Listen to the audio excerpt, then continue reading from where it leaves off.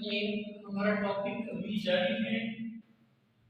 Introduction of meiosis. Meiosis का मुख्तसर सा तारुफ हमने पिछले लेक्चर में पढ़ लिया है। अब हम फेजेस ऑफ मियोसिस को पढ़ने जा रहे हैं। मियोसिस की जो मेजर फेजेस हैं उनको पढ़ने से पहले ये बताना जरूरी है कि जो इसकी तैयारी के स्टेप्स हैं मियोसिस के, वो बिल्कुल एक उसी तरह है जैसे कि इंटरफेज ऑफ माइटोसिस में थे। इंटरफेज ऑफ माइटोसिस अगर आपको याद हो तो माइटोसिस के इंटरफेज के भी ये 3 मराहिल थे। कौन कौन से? G1, S और G2 फेज। G1 फेज में ऑर्गेनेलिज की तादाद बढ़ जाती है, ऑर्गेनेलिज इंक्रीज इन नंबर्स, शायद आपको याद हो सेल का साइज भी बढ़ जाता है। इसके बाद प्रोटीन्स जो है उनकी मिकदार, उनकी अमाउंट भी बढ़ जाती है, एंजाइम्स भी सिंथेसाइज किए जाते हैं G1 फेज में। यहाँ भी बिल्कुल वैसे का वैसा हो रहा है जैसे माइटोसिस की इंटरफेज में हुआ था, ठीक है। इसके बाद अगली बात एस फेज। एस में सिंथेसिस फेज है, replication of DNA, duplication of chromosomes इसमें हो रही है जैसे हमने इंटरफेज ऑफ माइटोसिस में पढ़ा था। और सेंट्रोसोम बन रहे हैं। सेंट्रोसोम क्या है? एक को बोले तो सेंट्रोमेयर बोलते हैं, अगर आप दो को मिलाकर बोलेंगे सेंट्रियोल्स को तो फिर सेंट्रोसोम बोलेंगे।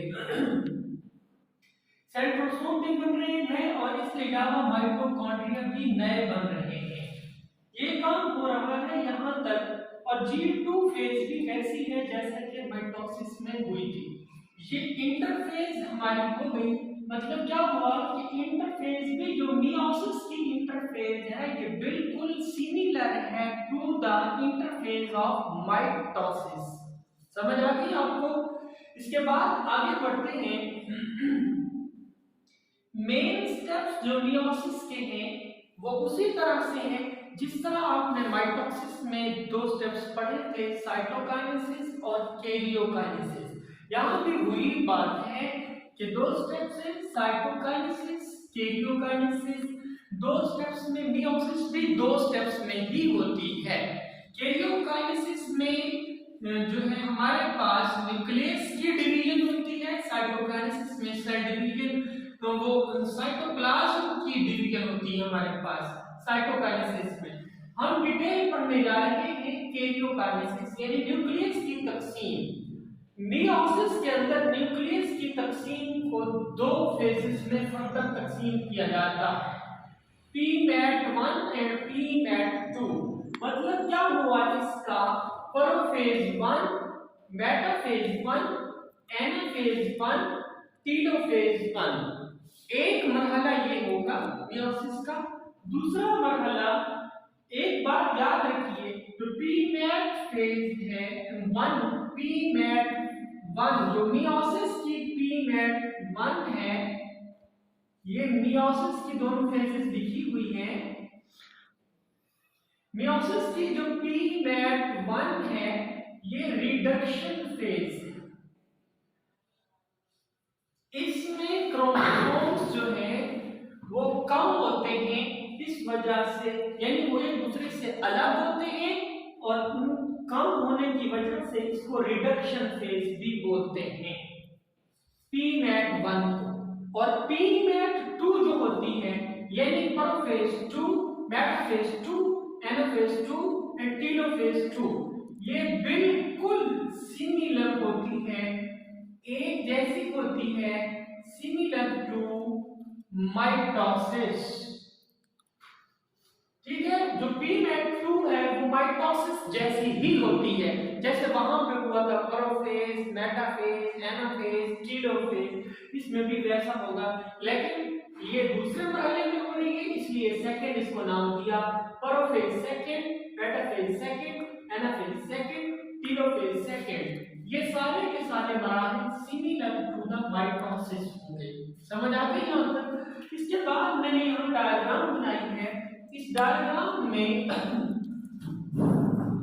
एस फेज से जो क्रोमोसोम डुप्लीकेशन हुई वो ये हमारे पास क्रोमोसोम्स के जो अंदर मटेरियल है, हमारे पास जो डीएनए है, ये डीएनए जो है ये डुप्लीकेट हुआ है, डीएनए मटेरियल डबल हुआ है और कुछ नहीं हुआ। याद रखिएगा, सिर्फ डीएनए मटेरियल डबल हुआ है।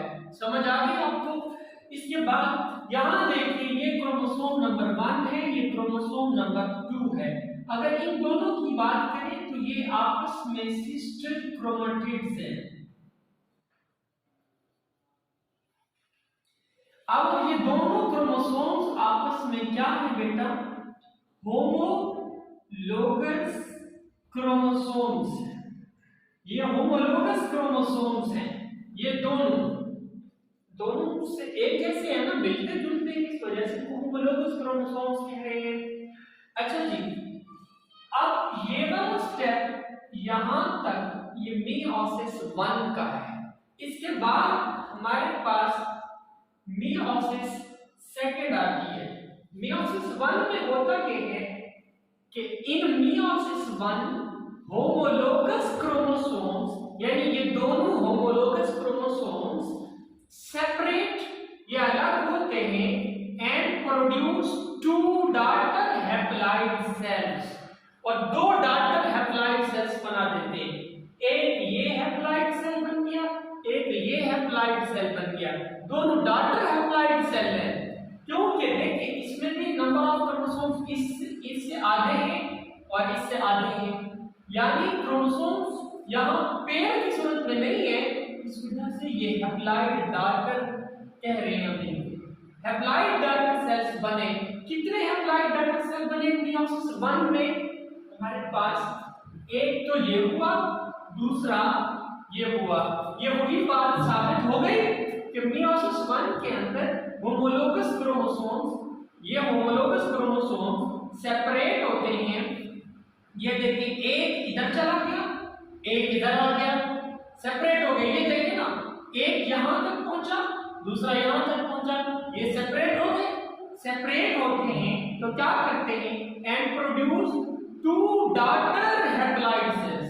ये daughter haploid cell, daughter haploid cell ये है, दूसरा ये है। समझ आ गई यहां तक? अब इसके बाद आगे आ जाती है हमारे पास मियोसिस सेकंड। ये थोड़ा सा खाका बता रहा हूं दोनों का, इनकी फेजेस की डिटेल इंशाल्लाह कल हम पढ़ेंगे।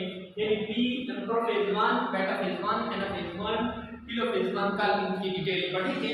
अच्छा जी, अब मियोसिस सेकंड में क्या हुआ? ये वाले जो हैप्लॉइड सेल्स, डॉटर सेल्स बने हैं, एक ये हैप्लॉइड डॉटर सेल और ये वाला हैप्लॉइड डॉटर सेल। अब ये दोनों अपने क्रोमोसोम्स को अलग करते हैं, जुदा करते हैं। कैसे? ये देखिए, एक रेड इधर चला गया, ये पूरा क्रोमोसोम, दूसरा ग्रीन यहां आ गया। कितने डॉटर सेल बन गए आपके सामने? एक डॉटर सेल ये बन गया, दूसरा डॉटर सेल ये बन गया। अब इसमें देखिए क्या होगा, एक रेड इधर चला गया क्रोमोसोम और ग्रीन यहां आ गया। कितने डॉटर सेल? तीसरा डॉटर सेल और ये चौथा डॉटर सेल। हाँ, अब हम वाजे कर चुके कि मियोसिस वो डिवीजन है जिसके अंदर एक डिप्लॉइड सेल तकसीम होता है और 4 हैप्लॉइड सेल्स बनाता है। हमने बना के दिखा दिए। वही बात कि मियोसिस सेकंड में फर्स्ट के अंदर तो दो डॉटर सेल बन गए, एक ये और ये, और सेकंड के अंदर ये वाली मियोसिस सेकंड है जिसपे मैंने ये निशान लगाया बेटा, ये यहां से लेकर यहां तक ये मियोसिस सेकंड हो रही है।